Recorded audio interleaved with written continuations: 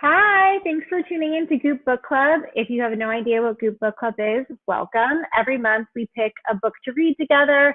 We have a Facebook group. We do Zoom member only chats, which are a lot of fun, I think personally. You can always find out the latest at goop.com/Goop Book Club. As a reminder, we're joining you live today. We apologize in advance for any tech glitches. Our guest of honor, Meg Mason, will be able to answer your questions in real time. So feel free to drop them into the chat box and we will get to as many as we can.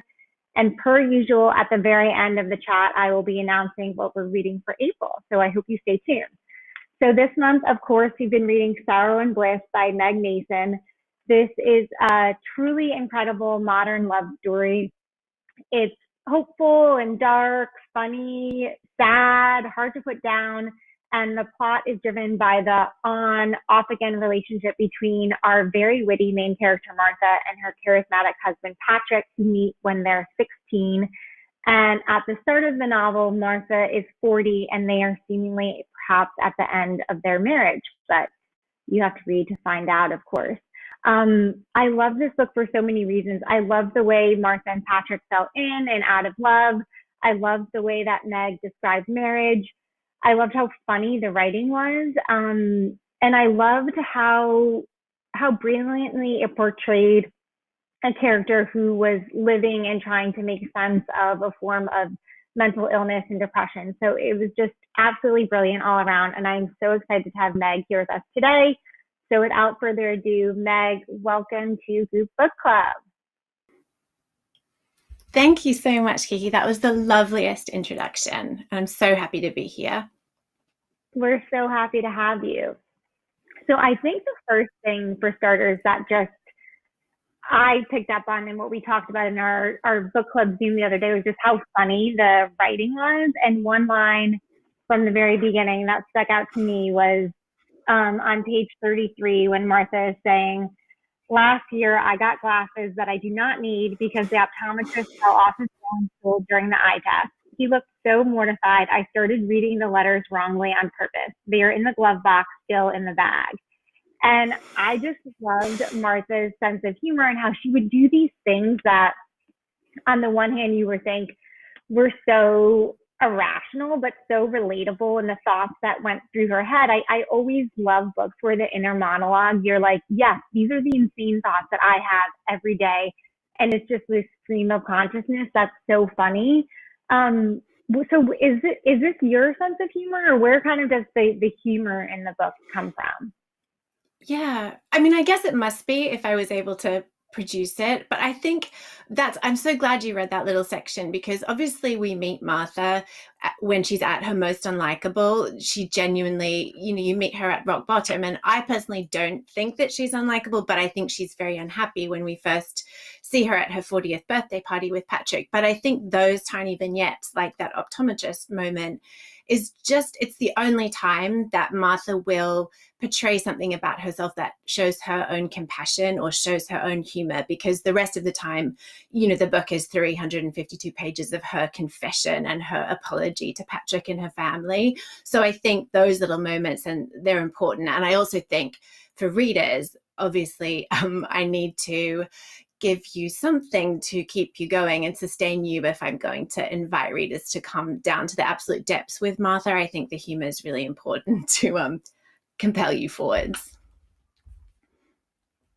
Yeah, that was something else we talked about in our book club Zoom, and I thought you did so well, was how cutting back and forth in time really helped show us why Martha, when she was in those depths, what had brought her there. And because sometimes I think it's frustrating in my own life. I know I make the same mistakes again and again and again.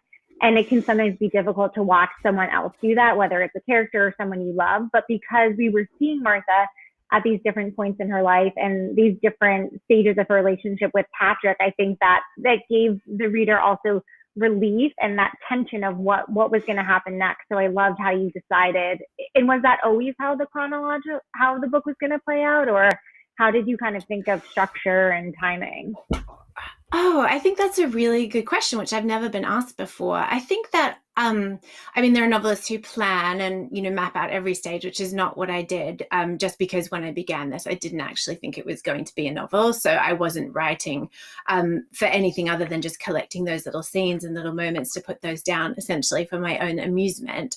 But I think that once it gathered into a story, I knew how it would end, and I knew that it would be that final scene, that is the final scene, and that there would be that level of ambiguity about where they ended up, because I think it would have been really artificial if I'd taken it all the way and I'd given Martha, what we discovered that she wanted, or I'd, been like, oh, and it was all a happy ending and their marriage was perfect. So I was always writing to that point.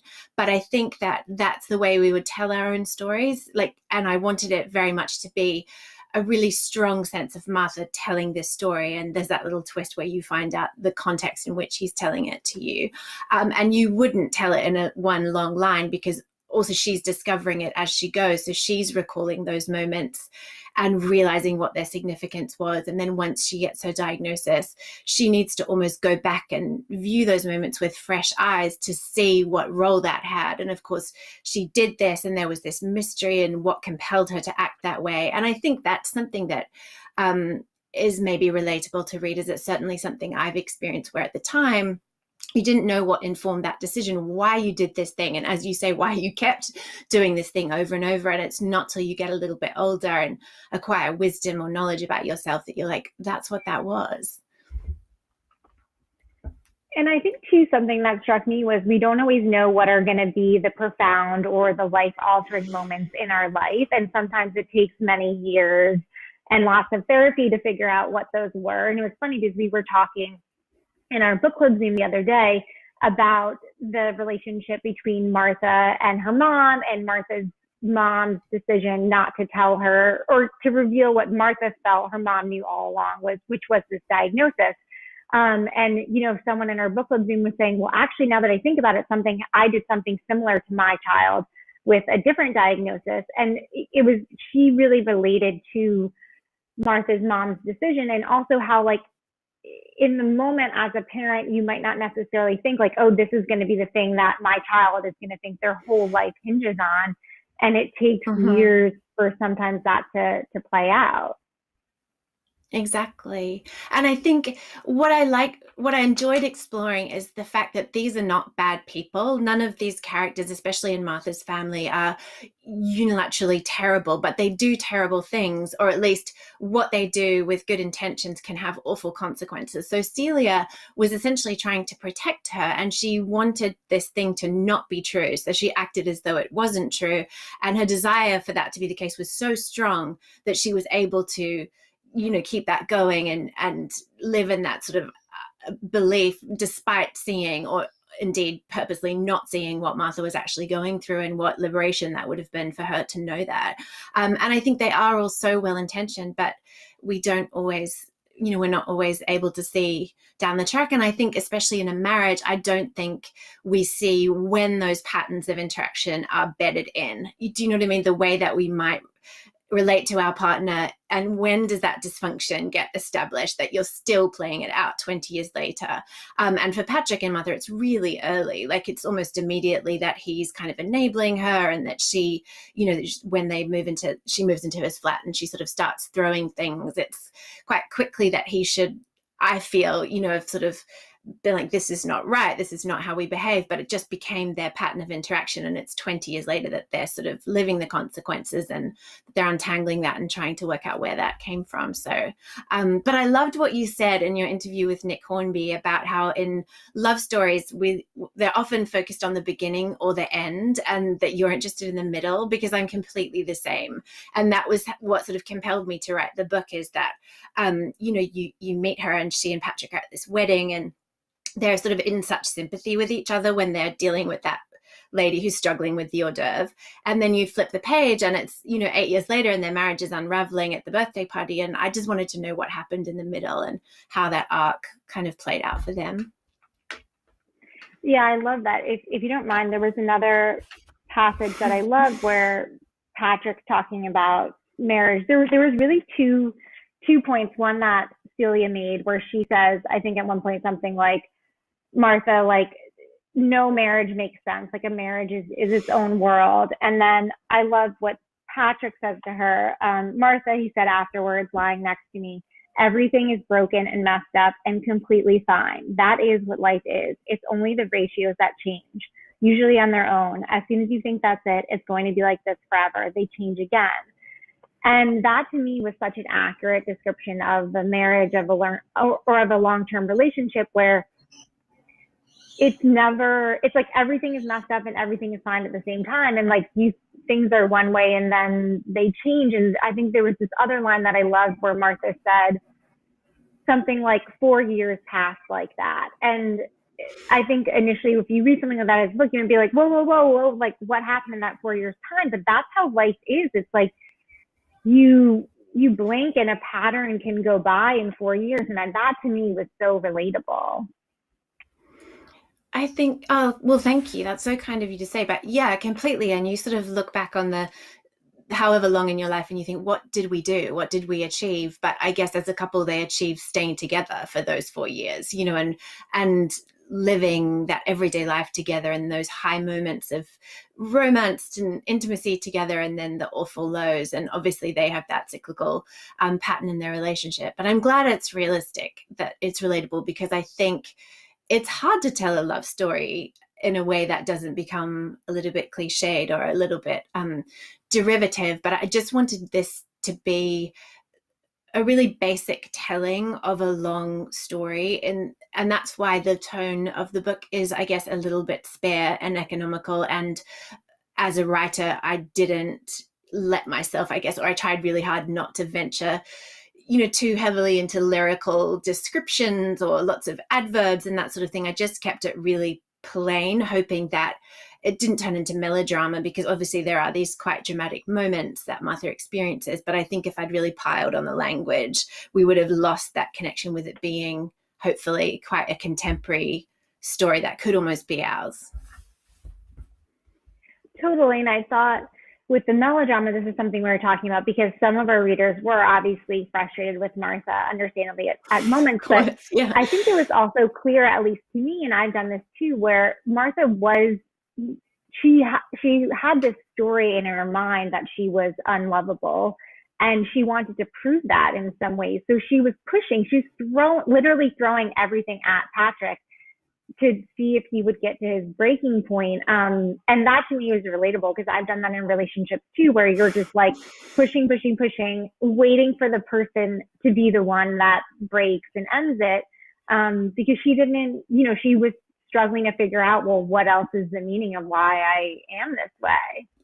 Yeah. And I guess that's the way that that was her cry for help almost. It's like, how will I make you understand how bad I feel? Like how, if you know, she has people telling her, people around her, her own family, and Patrick is saying, it's fine, this is just what it's like. And to an extent it is, but she knows that there's more than that. She knows that there is something deeply and at her core that is not right. And I guess all of that awful behavior, as you say, it's attempting to get the other person to understand and to say these awful, cruel things, is to try and get that response, especially for Patrick, because he's so passive and placid. I mean, I love him in his own way, but he doesn't rise to her in that way that she probably wants to pick a fight. And then Ingrid, I guess, you know, maybe like dilutes it or distracts her from it or something like that. They have their own dynamic going on. Yeah, and I think I also understood from Patrick's perspective, you know, multiple things can be true at the same time. So it was interesting at the end when, you know, or towards the end when Martha is trying to plug, or what was her diagnosis for him? Boarding school syndrome. Yeah. Yeah. But, you know, it can be true that someone in a relationship enjoys being seen as the caretaker and the one, but that was Patrick's own way, in my mind, of feeling he had holes in his life and he had trauma. And that was how he was trying to, what he thought he needed to do in the relationship to make up for what, you know, he lacked, or that's like what he thought his role was. Yeah, and he confesses it himself in different ways, that Martha is all that he ever wanted, and so in a way, it's worth his while to put up with this behavior, or he's willing to put up with it in order to have her, and that's what she says as well. And I think she is frustrating and she is awful at times, but I also think that there must be something about her that is, alluring to other people, because these people in her life don't give up on her. They are still there, and he, will go through an awful lot. So she's not giving you a particularly accurate telling. She's not weighting it correctly. Do you know what I mean? She takes all of the blame and all of the responsibility and portrays Ingrid or portrays Patrick sort of on two levels at once. Like she'll tell Patrick his crimes, but then the way that she's explaining it, he is sort of more innocent in it. So it's jumbled up, and she's not really sure what she thinks and how it all is going to play out. And that's why I loved, there was two sections of the book that I absolutely loved. One, when Patrick and Martha decide that they are going to be more than friends. And there's that scene that's so hilarious where they're talking in the car, and like Martha brings up something that's like neither here nor there. And Patrick's like, oh yeah, that's what we should be discussing besides negotiating our sex life, because they've never even kissed before. And the chemistry, like I felt like on the page was just like bursting. But at the same time, I loved how the first time they had sex, it was like, this is awful. And then it's like second time a little better, like third, fourth, fifth, it like really starts heating up. But that to me just reminded me of like the great, like classic, like a Friends love scene when like Monica and Chandler are getting together for the first time. Just like these moments where you're like on the edge of your seat, like dying for the characters to get together.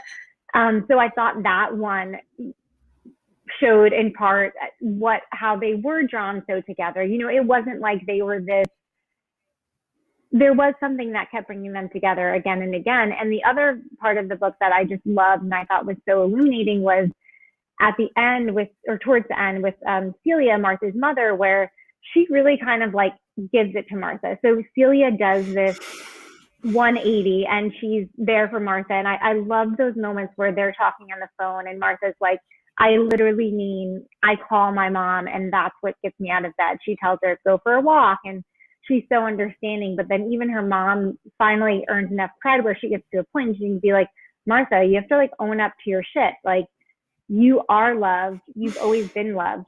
You're a special person. Like, you have something that draws all these people to you, and you need to go and repair your relationships with them. And I thought that was such a wonderful way in my eyes for Celia to redeem herself in a way that also felt really realistic and reminded me as a reader, like how special Martha was, and that, these things can be true at the same time. She had this diagnosis and she could also take responsibility for her life and for her relationship. So I don't know if you can speak a little bit, and maybe you can talk a little bit about why you chose not to name the diagnosis of the mental illness that Martha had. I'd love for you to talk about that. Yeah, it's so interesting actually to hear you sort of retell what Celia says in that letter that she sends her, which is, I think, hearing you tell it, it's actually the first time that we get a truly accurate picture of what Martha is really like. That's the first time that, it's Celia articulating, this is what you're like, this is what you've done, and those two things, as you say, can exist at the same time. And that's when it all comes together and we see her with clarity. And I guess that's when Martha sees herself with clarity, and then that's the choice. And that's, Celia leaves that to her at the end to say whatever choice you decide to make. But I think what I liked about it being, in the end, Celia who gets Martha to that point of deciding that she's going to put it back together, is that Celia was the worst of all of them. Do you know what I mean? She was the one who had this information. She was the one who blamed Martha for, ruining her parties and making her put on tons of weight and making their life miserable and ruining her career. And then she does her own work and she exactly stands in the gap for Martha and earns her right to actually say, in the way that probably only a mother can, this is how it actually is, and it's time for you to grow up, age 41. As to not naming the condition, as I was writing it, and as I said, there was a time when I thought it wouldn't ever see the light of day, so it didn't really matter what I did, and I didn't feel responsibility to to present anything in a particular way. It was just for myself. But once it had, been established that it would be published, there are a number of issues that started kind of rising separately and that I was trying to work out solutions to, and then not to name that condition presented itself as sort of the solution to all of those issues. So they were, I'm not sure which was the most important, but creatively, I was really intent on making this first and foremost a love story. I didn't want this to be a mental health book. And if I'd named any condition, it would have become instantly the schizophrenia book, the bipolar book, the, borderline personality book. And we would have lost Martha within that diagnosis. She would have been wholly that person. She wouldn't have been Patrick's wife and Ingrid's sister and a journalist. She would have been a schizophrenia sufferer, for example. So there was that sitting there. And then at the same time, there was the sense that once I was that far into the story, I was taking symptoms, bending symptoms, amalgamating symptoms, and omitting other ones to make sure that it fit the narrative. And once I realized that I was doing that, I could no longer say, this is this condition and this is what it's like, because it's not like that. And I knew that I wasn't presenting it and that I had no authority to write completely, this is what it's like. And I think then, just as a human being, there was a sense that Martha does incredibly irresponsible things. She takes herself off her medication many times without consultation. She sees doctors and doesn't see doctors. And I just couldn't bear the idea.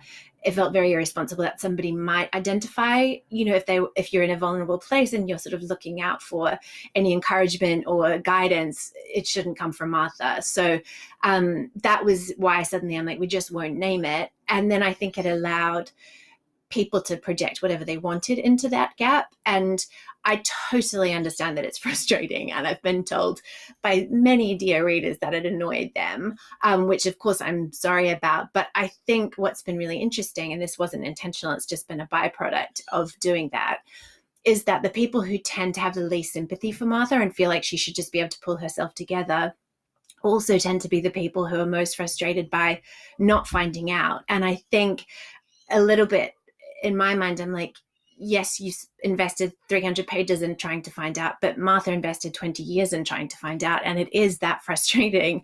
And imagine how angry she would be, and to get all that way and to not find out. So maybe it forces that extra measure of sympathy for her, hopefully. I actually loved it as a creative decision, because for me, what it signified to me and what I was thinking about was that the diagnosis mattered so much, but at the same time, the diagnosis didn't change or eliminate anything else. So it was like the diagnosis was important to Martha, but at the same time, she was an individual. She was obviously much more than her diagnosis, and it was a part of her life that it was interesting, because if I think about it, I'm like, did that diagnosis change her life? And like, of course it did, especially because she ends up going on this other medication, but everything else had such weight to it. And I think without knowing what the diagnosis was, I was able to, as a reader, think like, okay, the diagnosis matters, and so does everything else. So I liked the way that it was weighted. I don't know. I thought it was well done. Oh, thank you. Yeah, and I think that the medication, I think it didn't cure her. It gave her the opportunity to, the leveling out, to then decide and to make these decisions that she hadn't been able to make before. So I think that was the important part, because the way that she then puts things back together with Ingrid and Patrick, it's not because of the medication. It's just because she's been given this opportunity to feel more rational, to feel more in possession of herself, and to feel like she knows who she is. And she's a little bit vindicated as well, because she says at one point, I knew that whenever I looked at myself, I was looking at a stranger. I knew it wasn't me, and it really wasn't me. But of course, by that time, she'd decided it must just, she'd given up. It must be her. And so it does provide that explanation that she's always been looking for, but she wouldn't have had that outcome if she'd stopped there. Do you know what I mean? Because we saw for the first 6 months of taking that medication, she was still behaving atrociously to Patrick, or at least she was still behaving according to her pattern with him. So she still had to make that choice to break that pattern. Yeah, and I loved how she described the changes that she did notice in herself. Like, I think she gets an email from her editor, and she's like, normally this email would have pissed me off and thrown me into a tailspin, but I was like, okay. And that I thought was also so relatable.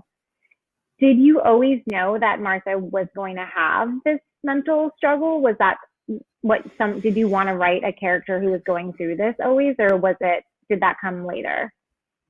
Yeah, it's so funny. I have total highway amnesia where the entire book is concerned. Like, I remember writing those tiny little scenes, and I remember writing that canon page chapter because it was the first little section that I did, but I have no memory of when mental health became that missing piece of information. And I have no memory of when, those relationships formed. And it's really strange. The only thing that I did that occurred to me last week that came back like a little revelation was that originally, so I see Martha and Ingrid very much as a mirror image to each other.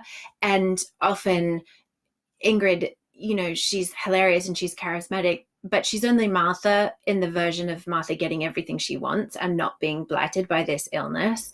And so, but I remembered that originally this was going to be a confession of Martha talking to Ingrid, but we were only going to find out at the end that Ingrid didn't exist, that she was just a projection of Martha's own experience and imagining what her life would have been like if all of these circumstances had been different. So they're very much, I guess, a split, they're two from the beginning of one. So, but it just comes back to me in little moments of remembering how it all got created. But it was such a thing to write. It was such an experience that I just felt like I just had to sort of sit here and be here and it would just come out, which is really annoying when authors say that.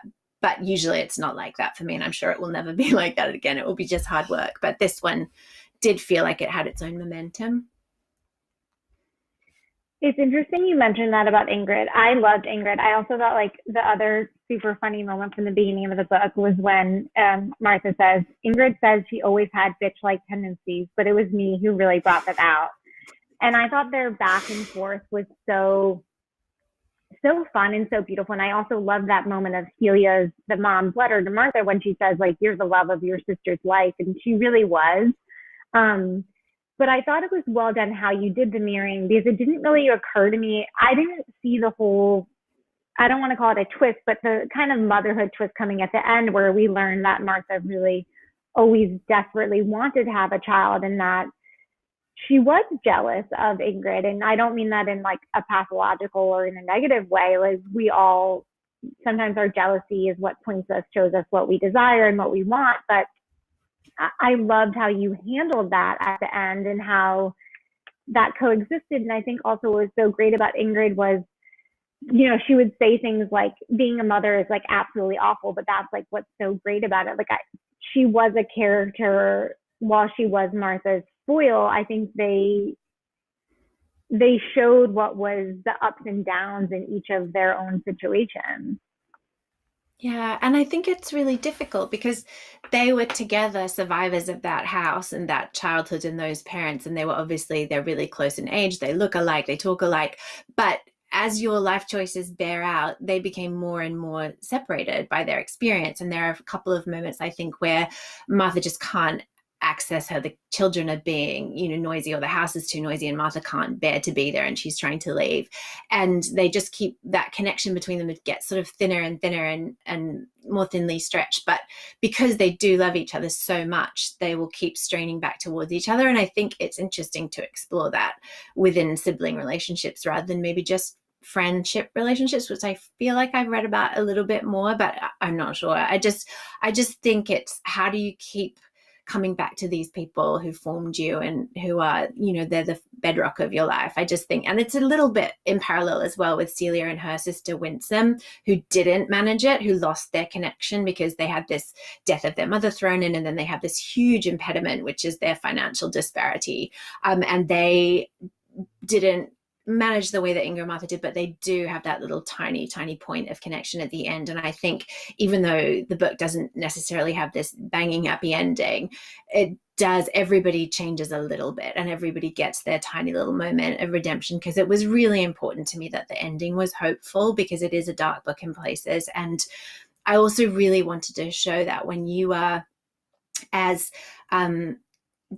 in a way hardworking as Patrick and Martha are, and they are committed to each other, that I think in relationships that does bear fruit, and it doesn't necessarily bear the fruit that you want it to. Like, she may never get everything she wants, but it did have some outcome, and it was for an end. And you do see them having this moment together watching Bake Off. It's like, that's something. No, and I'm so glad you brought up Winsome, because I mean the supporting cast of characters was so outstanding in this. And I mean, Winsome, Roland, what was so interesting about a lot of them is like the things that made them a little evil sometimes were also like the things that made them so endearing and made them so beautiful. And I think Winsome especially, like, she was a misunderstood character. And I think partly because so much of what Martha and what the reader initially sees of Winsome is through Celia. But I think Martha does a good job of breaking through that. And I love those moments with Winsome where you see this other side of her. Another of my favorite moments is in the book when we find out that Roland has bought like thousands of copies of Martha's dad's poetry book. And at first Martha thinks like, oh, that's like, he's being like such a dick. Like, he has evil intentions behind doing this to rub it in his face. And then, Roland comes out and he makes this snide comment, like, you can count on me not buying your book. And it was like, this very like obvious, again, like British maybe way of relating, but the characters just, I felt so endeared to them. Oh, I'm so glad. But yeah, it's really funny because I have these friends who are like, their marriage is just exemplary to me. And I've always wondered how they do it. They have such a peaceful time. And I asked them once what their sort of secret was. And he said, we assume the best of each other. We, in any situation of conflict, which of course they have, we try and assume the best of each other, that the motives were good. And that I think that's a choice that we can make. And I think it's a choice that maybe we find easier as we get older, that you can look at Winsome and think, she's annoying. She's so controlling. She makes the platters of food. They have to go left around the table. They can't go right. And she wants people to do it this way. And she wants them to arrive at this time. And so you can see that as negative controlling, as Celia has decided to do, or you can see it that Winsome is trying to serve this family and create this stable base where there's parameters and boundaries, because they're all mad and badly behaved.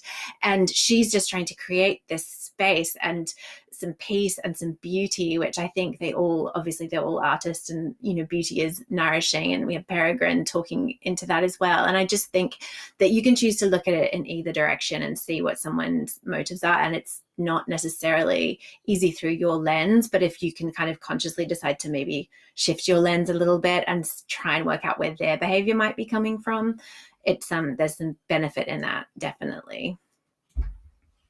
I'm so glad you brought up Peregrine, because he was definitely a favorite of the book club group. And we were like, can there be a spinoff like about like Peregrine's past life? Because we all wanted to be friends with him. And there's that great moment in Paris where I think he says, like, I have no idea why anyone would consider champagne celebratory. It's medicinal. And I love too, I think it's in that same passage or scene where he tells Martha that he's not kidding, he's not being whimsical, short of another reason, like beauty is a reason to live. He to me was such a fabulous character. Are there any characters that you think you would revisit or would show up in another place? Yeah, I've never thought about it. I mean, he was just a joy. Again, I wish I remembered where he came from. He's not based on anyone I know.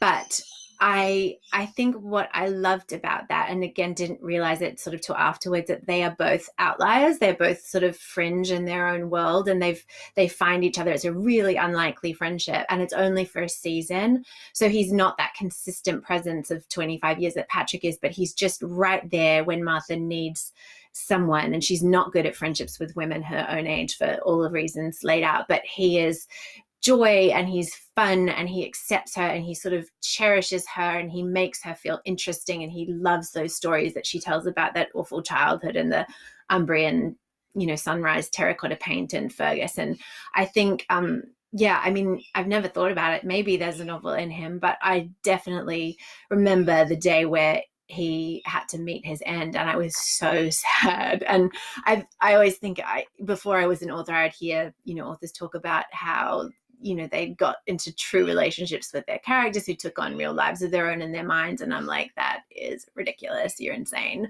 But it does actually happen. And Peregrine was definitely someone who just did his own thing. And I just had to kind of report it as he was going and try and keep up with it. So yeah, he was a real pleasure. I kind of miss him. So maybe. No, he was so great. I mean, even I loved what I think his daughter says, his eulogy, like, this is exactly how he wanted to go. And Martha says, like, he would have been jealous for anyone else to die that way. And I thought that was just so hilarious, even in that sad moment where you knew how heartbroken Martha was.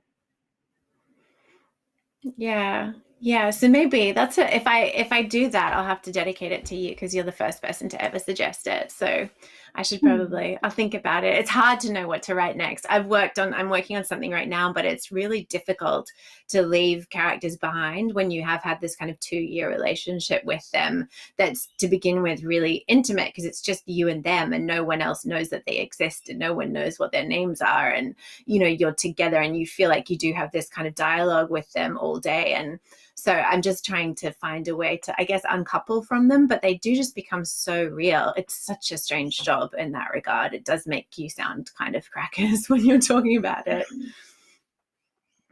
Barbara in our book club group was also wondering, because that video you did for us, you explained how you were originally writing a first novel that you kind of ended up trashed. And she was wondering, like, have you ever thought about it or gone back to that, or any ideas that are salvageable, or have you kind of completely moved on?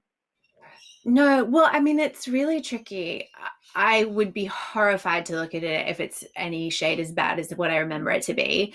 But it was essentially, like, the main characters were Patrick and Martha, but they were in a completely different context. And so there were all those characters. So in that sense, it was a first draft, but it just so dramatically changed. I mean, the point of view changed. So it was not being told by Martha. It was me telling about Martha. And that was one of the reasons it wasn't working, because I couldn't get into her in a monologue, and she was boring and kind of bitter, which I find that really difficult in a character as either a writer or a reader, to just read about someone who's very much stationary in their development, and they're not willing to develop, and they don't want anything. So there's nothing to go back to in that manuscript.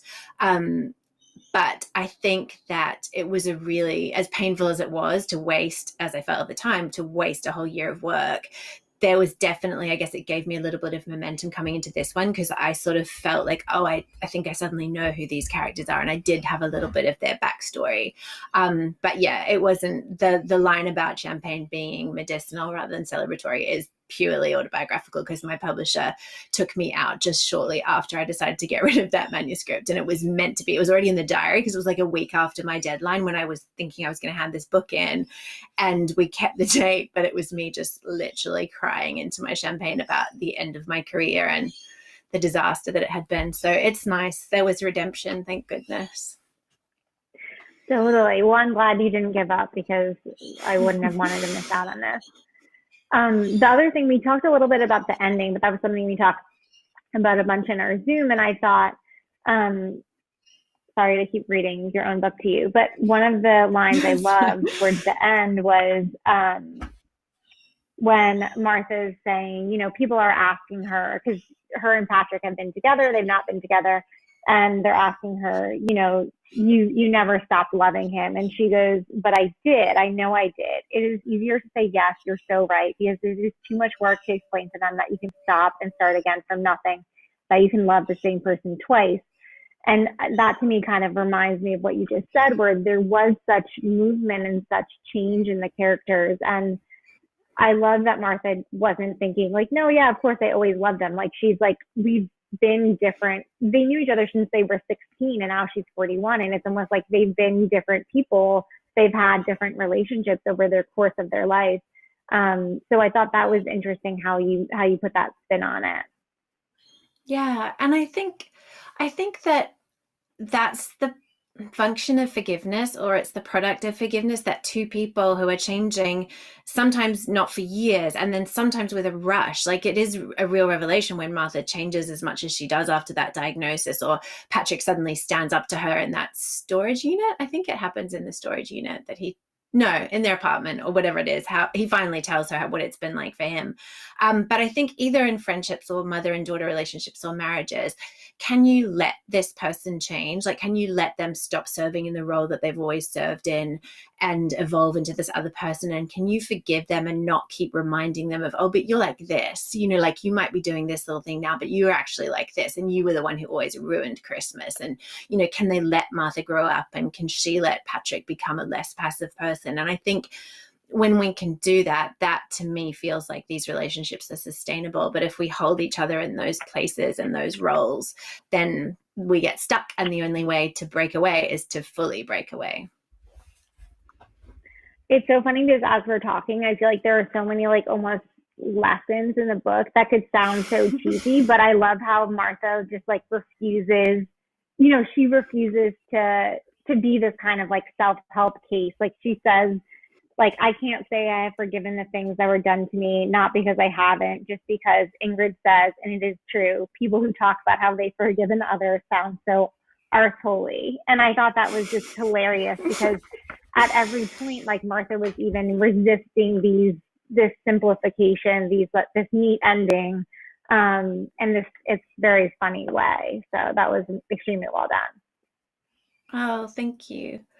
Yeah, well, I think if she had come to the end and become that person who had like accepted herself and forgiven everybody, we wouldn't have bought it. Like, she's still her. Like, she's still gonna kind of pivot at the end of one of those revelations because she's suddenly embarrassed. You know what I mean? That she's sharing this about herself. But I think that was what was really fun about her. And I had to keep checking that it was present, like that in these big moments that she would undermine them right at the end and to take away that emotional exposure. So when Patrick's proposed to her for the first time in his kitchen, the first thing she says is, can I have a biscuit? And you know what I mean? Or when Robert finally gives her this diagnosis, which is the answer to everything, she would never say, oh, you've just solved the mystery of my existence. She says, I hope it's just the 24-hour kind, and I think that's maybe the best way that I found to interpose the humor and the pathos is to try and get them into the same sentence. And I think that that's probably the more realistic handling of humor, is that you use it in the moments of most exposure, and you use it when you feel most vulnerable, because and the jokes that Ingrid and Martha have are pretty dark, but gallows humor has that function that we joke about the things that we're most terrified of because it makes us feel like we have a modicum of control over death or over whatever it is. And so I think that's I think she's still Martha at the end. We still recognize her, but she has leveled up a little bit in her maturity and her willingness to take responsibility, I think. Definitely. Before I let you go, you have such an amazing bookshelf behind you, by the way. Is there anything you're reading now or excited about? Oh, well, I just finished actually this, which is Double Blind. It's new by Edward St. Aubyn, and he wrote Patrick Melrose, those novels, which was such a revelation to me because there's been a couple of novels like that. The other one is Brother of the More Famous Jack by Barbara Trapido, which couldn't be more different. But what they do is such an object lesson to me in terms of Patrick Melrose in those novels, or even if you've seen the series with Benedict Cumberbatch, he is awful. He's a heroin addict. He's everything. He's a liar and a thief, and he's awful. And you just love him because his charisma is so intense and you want the best for him. And I think the Barbara Trapido book is really significant to me because, again, it's about that was just such a lesson in how she mixed humor and pathos together. And the main character in that book, she loses a baby, and it's dealt with in one fragment of almost like a half sentence, a half line. And you come out of that book thinking of it overall as really funny. And then you're like, how did she do that? How did the author do that? But that's kind of life, I think, to me. It's hilarious and terrible on exactly the same morning. I love that. Okay, I lied. One more question from the audience. So Sean asked, from the books behind you, or if it's not behind you, that's okay, but which one has been the most influential in your life or in your writing career? Oh, no, they are all behind me because I keep them within touching distance. But there's uh Department of Speculation as well by Jenny Offel has been immensely important to me. And then Grief is a Thing with Feathers by Max Porter is one that I always have literally in arm's length, so I can just read a line. And they're both books that are very sort of fragmented, and they have, they're done in that vignette-y sort of style. So I didn't read them at all ever during the writing of Sorrow and Bliss because I was so anxious that I would accidentally plagiarize them or produce some horrible, poor imitation of them. But yeah, I think those are the books that, I would save in a fire since I couldn't get all of those out at once. I love Jenny's writing. So good. Yeah. Well, thank you so much for being with us here today. And anyone who has not read Sorrow and Bliss yet, please, please do. I'm going to tell everyone our next book that we're reading. But Meg, we so appreciate it. And it's been so fun getting to chat with you. So really appreciate it. Thank you. It's been such a pleasure. And thank you everyone who read it. I really, really appreciate it. Thank you. Of course. Okay, so now drum roll for our April pick is The Secret Life of Church Ladies by Disha Philyaw. This book packs such a punch. I am definitely not a speed reader, and I'm not trying to brag, but I did read this book in just a few hours. It pulls you right in. There is no ramp up. If you haven't read, or if you typically don't read story collections, still pick it up because I think it will surprise you. And yeah, just blow you away. So this book introduces 4 generations of Black girls and women who are all living somehow outside of the bounds or the beliefs that the churches that their families were raised in. And each one has a secret that really draws you to her. There are love affairs and complicated friendships and really profound moments of longing and desire. And I think it really questions different ways to experience faith and to think about what we believe is meant to be. So I am so excited for this book. Also, I should say that HBO Max and Tessa Thompson are adapting it, which I'm also very excited about because I want to see these characters live on. We're going to be talking to Disha on April 27th at 4 p.m. LA time. So I hope everyone can join. Disha, I can't say, she's just such a star, and we're going to be seeing so much more from her in the years to come. So you should get on the Disha train now. And yeah, we will be talking to you soon. So you can head to goop.com/goopbookclub. We're going to update the page later tonight with all of the info on our next read, and I will talk to you guys later. All right. Bye.